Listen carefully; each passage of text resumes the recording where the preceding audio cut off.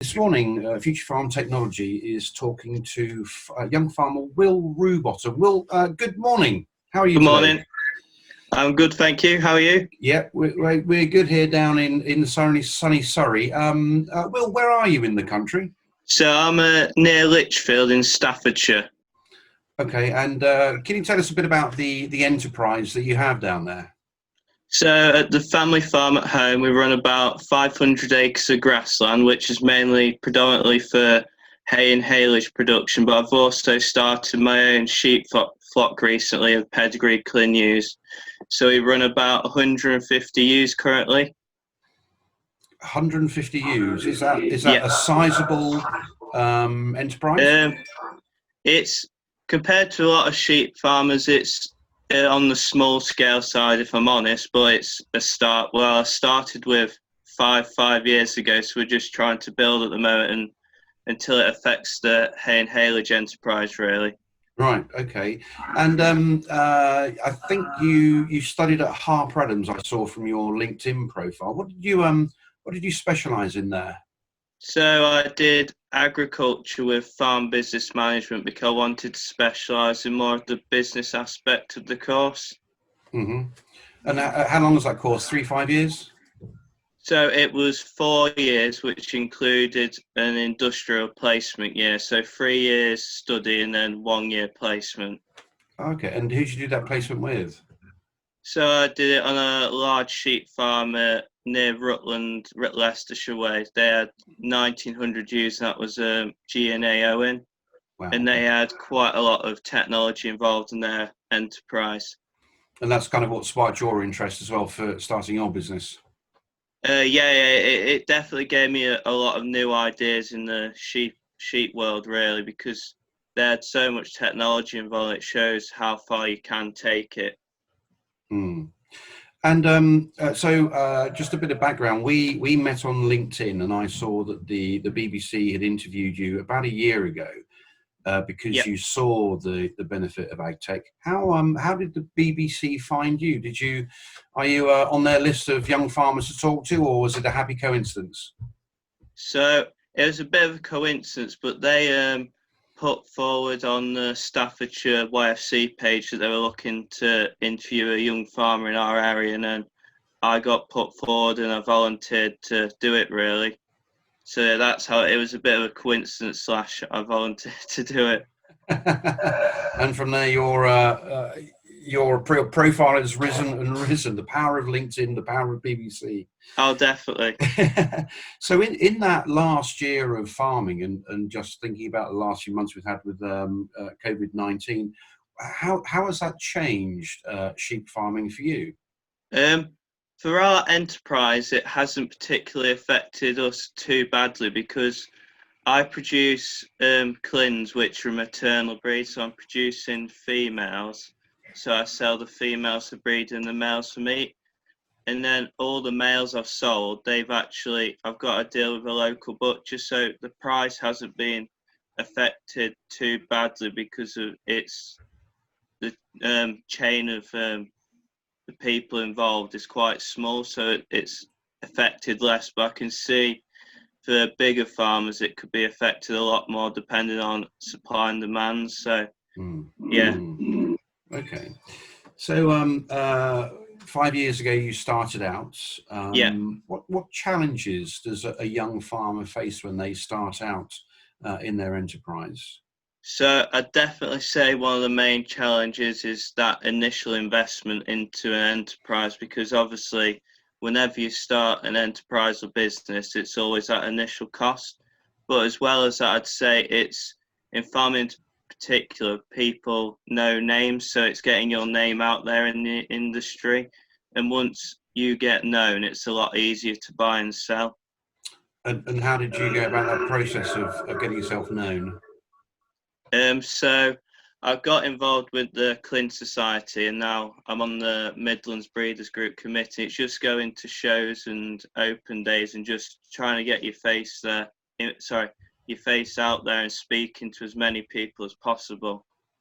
So networking is key to That's that. it. Yeah, definitely. I'd say in agriculture, it's so important to network and get to know other farmers.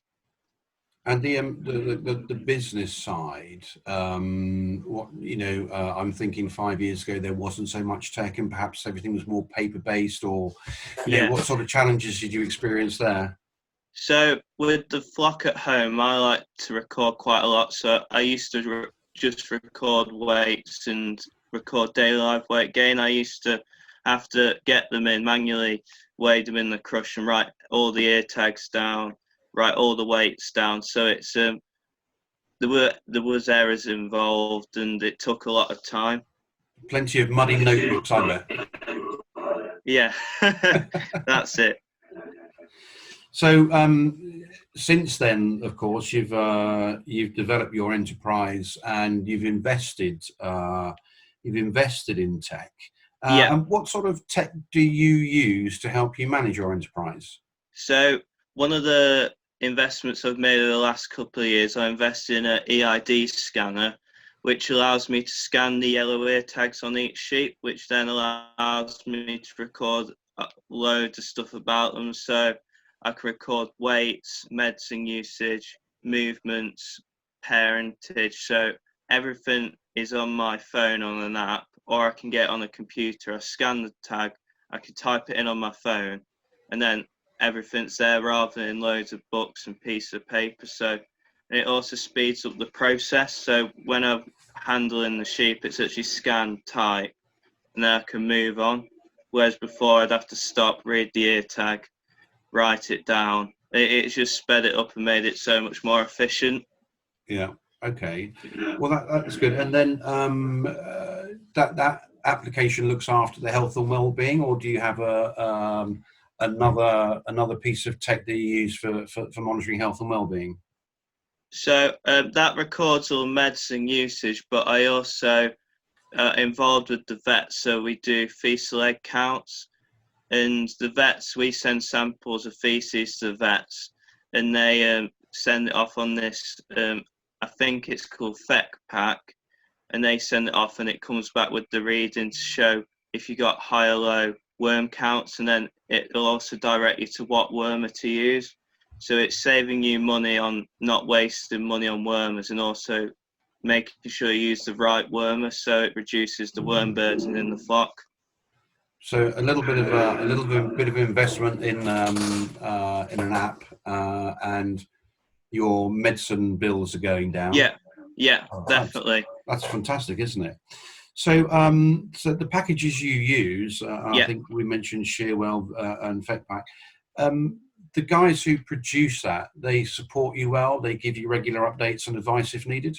Yeah, so when I first got the app, it's quite a learning curve. So I was calling them up all the time, and they're quite willing to help. And even when they update the apps, they're quite happy for you to call up or um, email them, and they'll answer any questions or help you out. So before I've accidentally wiped sheep off the app by accident, they can go back and put them back on and sort any problems that you have. Oh, Really, brilliant. So they have a backup of all your data on the cloud somewhere.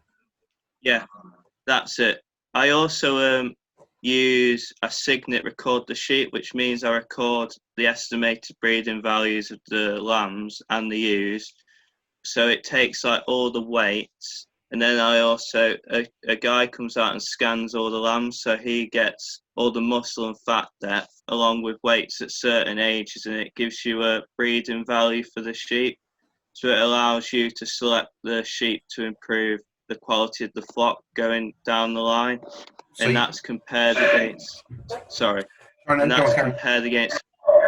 that's compared against all the other flocks of clins in the UK that sign up to Signet. So you Right. can have a comparison against other breeders, so you know if you're going in the right direction. So you know the potential value of your flock.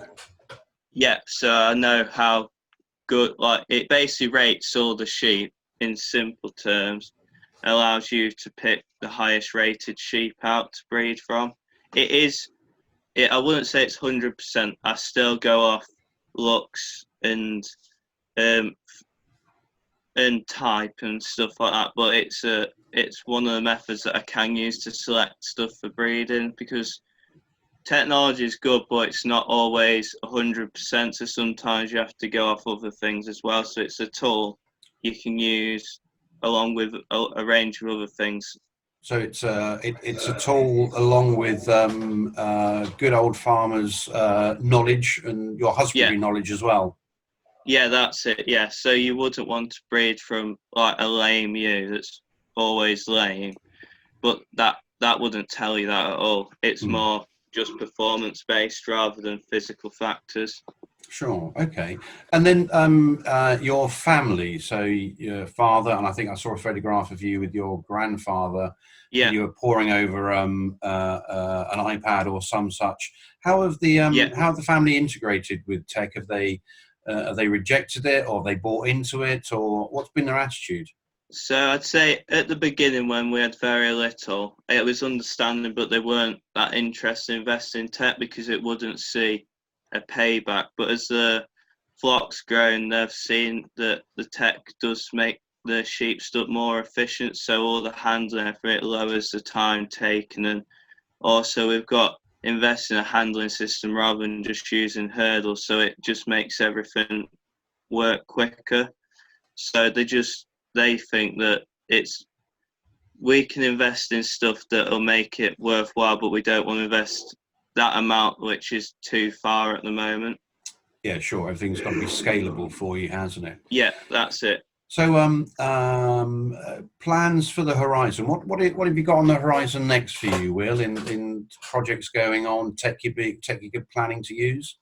So, um, I have just started a YouTube channel, so I'm trying to do a few clips every week and just trying to educate people that might not necessarily be from a farming background about farming. And that's my channel's on the farm with Will. But I also want to get a job on the side of the farm as well, which might be in the tech side industry. It just depends what jobs come up, really. And if there Sure. is an opportunity there, I'd definitely take it because 150 sheep isn't a full time job. It's I've got two kids. 150 sheep sounds that's a full time job. 150 sheep sounds like a very full time job. And just thinking about those who might be watching this, lessons you've learnt and how you might do things differently in the future. So I think what I've learned is you if you get shot down, don't give up. There's always other avenues you can go into it, and there's definitely opportunities out there for young farmers, and even if it's gaining a little bit of experience on the farm, just to build yourself up the ladder, and then as you gain experience, people will respect you more, and it you can gain your knowledge and become a better farmer yourself. And then if you want to invest into a farm yourself, there's definitely opportunities there. It's just taking it really. Sure. And have you found that you've been able to get funding for your enterprise? So we're currently looking at getting a more robust and bigger handling system, and there is a grant out there that it's a grant for technology use to increase efficiency, and it's I think 30 or 40% off a handling system. So there is grants available for people out there to invest in technology. And another piece of advice would be you don't need to go all out and buy the most expensive piece of equipment. Get something that will help you that's affordable and you can scale up from there. Mm, mm. And well, are you a member of a young farmers association? And which one, if you are, which one is that? So And do I'm you find in that useful? I'm in Staffordshire Young Farmers, and the club I'm in is Chase Young Farmers, which is based over the Cannock Chase area, really. And I've definitely found it beneficial because there's so much you meet so many people, and it allows you to gain a what's the word uh, gain a network of people that you can ask questions with and like-minded people that are interested in farming, so you can bounce ideas off each other and help each other out. So I've also had a friend that's recently started a sheep enterprise, and he asks loads of questions, and I'm always happy to help. I might not be an expert myself, but if I can help anyone out, I'm quite happy to. No, that's really good. I think it's in all businesses. The more people you talk to, the more you're going to learn. Yeah, that's Um, it. and that's got to be a bonus for everyone. So, Will, anything else that strikes you that could be useful for people? I mean, obviously, future farm tech is on the horizon. Is that you might have seen some of the stuff we're doing? Is that piquing your interest? Are you going to be coming along? Oh yes, I'll definitely be coming along to see what new ideas there are out there, or even if it's just to have a look around, and if there is anything I can see that might improve the business, and I'll definitely chatting to people and gaining ideas and seeing what's there on the day. Great stuff. And Will, are you happy if we check back in with you in a few weeks' time to see how you're doing, to see how you've got over the, towards September time when hopefully this COVID thing is a little bit more contained? You happy to do another little chat with us, yeah? Oh yeah, I'm most happy to. Yeah, I'd be definitely interested in doing that to see how stuff might have changed post COVID. Well, hopefully post COVID, we'll see how it goes. Yeah, indeed. Well, I know you're a busy man. I'm going to thank you very much for your time today. And just one more little check in. Your YouTube channel is called It's called On the Farm with Will. On the Farm with Will. One to look out Yeah, for there. that's it. Brilliant stuff. Good. We'll obviously we'll chat by email going forward. But can I thank you again for your time today? And at this point, say goodbye and thank you. Massive thank you. Thank you. Cheers. You take care. Cheers, Will. Bye bye. Cool. You too. Bye bye.